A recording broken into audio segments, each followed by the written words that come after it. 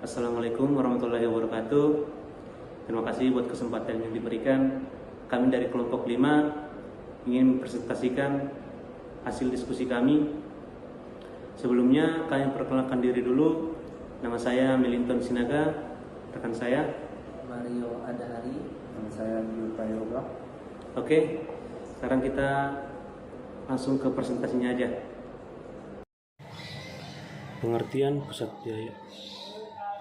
Pusat biaya adalah pusat pertanggungjawaban yang oleh sistem mengendalikan manajemen. Masukannya diukur dalam satuan moneter, sedangkan keluarannya tidak diukur dalam satuan moneter. Atau kita ambil sebagai contoh bagian produksi.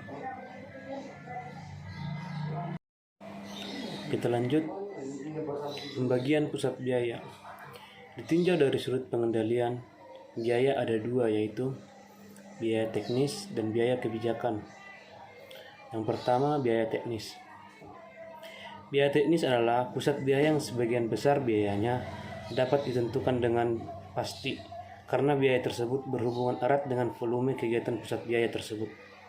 Kita ambil contoh yaitu bagian produksi dan bagian pengiriman. Yang kedua, pusat biaya kebijakan. Pusat biaya kebijakan adalah pusat biaya yang sebagian besar biayanya tidak berhubungan erat dengan volume. Contohnya, akuntansi, bagian personalia, penelitian, dan pengembangan. Pengendalian pusat biaya. Pengendalian pusat biaya dilakukan melalui anggaran dan pelaporan. Penggunaan anggaran sebagai alat pengendalian pusat biaya teknis tidak menimbulkan kesulitan karena ada hubungan erat antara pemasukan dan keluarannya.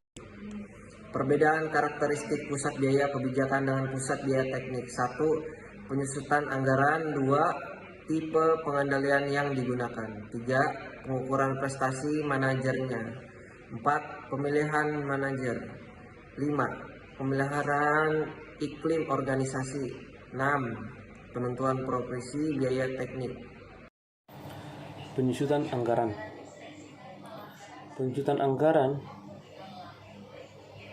untuk pusat biaya teknik dan pusat biaya kebijakan sangatlah berbeda antara yang satu dengan yang lainnya. Cara penyusunan anggaran pusat biaya teknik tidak dapat digunakan dalam penyusunan anggaran pusat biaya kebijakan. Hal itu karena keluaran pusat biaya kebijakan tidak mempunyai hubungan yang erat dan nyata dengan masukan atau biayanya. Kemudian, tipe pengendalian. Cara pengendalian yang terjadi pada pusat biaya teknik dan pusat biaya kebijakan sangatlah berbeda. Beberapa hal yang perlu diperhatikan dalam pusat biaya kebijakan dengan pusat biaya teknik, yaitu tidak tercapainya anggaran biaya dapat berarti bahwa sebagian tugas yang telah direncanakan tidak terlaksana. Kemudian, pengukuran prestasi manajer. Pengukuran prestasi yang terjadi pada pusat biaya teknik dengan pusat biaya kebijakan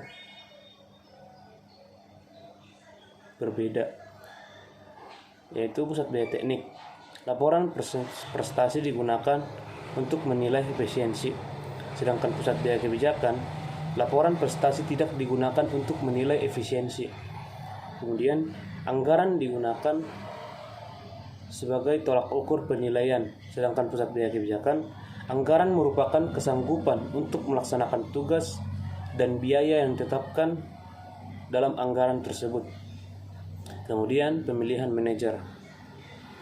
Salah satu syarat yang penting dalam memilih manajer adalah memilih manajer yang baik, yaitu dengan memiliki kemampuan teknis, mampu mengendalikan tugas-tugas yang dilaksanakan departemen yang dipimpinnya.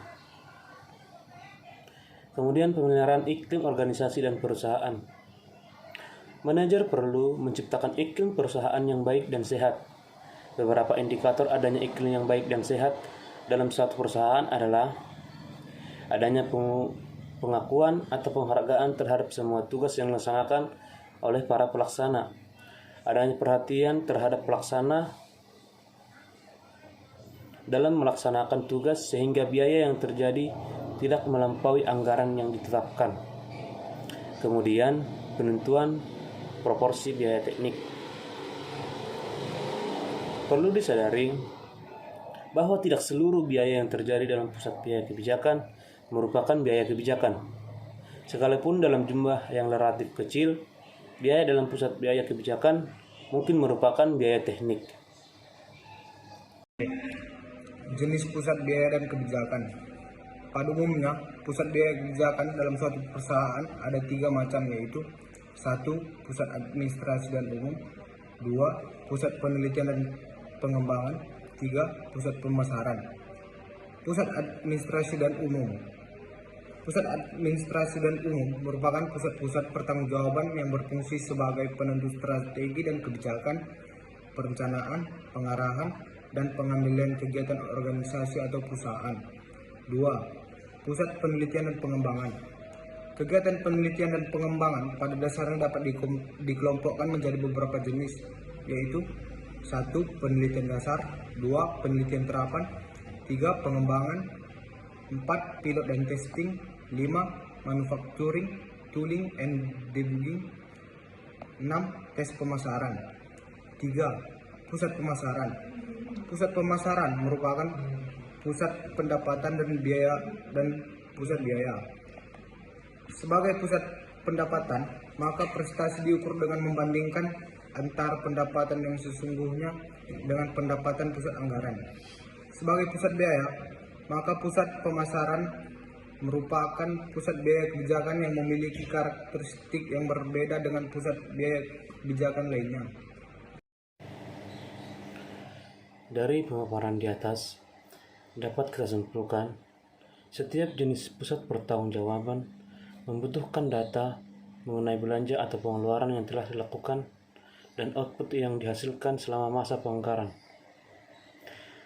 Kemudian laporan kinerja disiapkan dan dikirimkan ke semua level manajemen untuk dievaluasi kinerjanya, yaitu dibandingkan antara hasil yang telah dicapai dengan anggaran. Sekian hasil presentasi dari kelompok kami. Apabila ada salah kata, mohon dimaafkan. Akhir kata kami ucapkan terima kasih. Assalamualaikum warahmatullahi wabarakatuh.